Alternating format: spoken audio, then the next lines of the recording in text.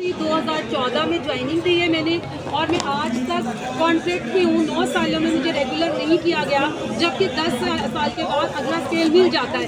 यानी 24 में मुझे 17 मिलना चाहिए था, लेकिन मुझे अभी तक रेगुलर नहीं किया गया। और इस बात के लिए हम सब कॉन्ट्रैक्ट बहुत परेशान है। और हम वो लोग हैं जिन्होंने पहली दफ़ा NTS का एग्ज़ाम क्लियर किया था। पहली दफ़ा यहाँ पे कोई एग्ज़ाम हुआ था जिसके तहत अपॉइंटमेंट्स हुई थी।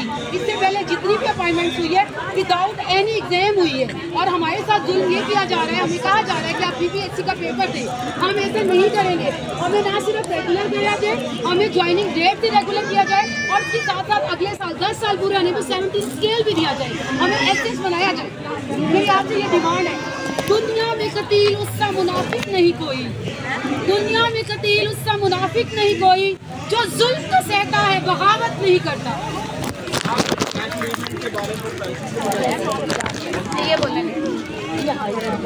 ये बोले ना मिस। ये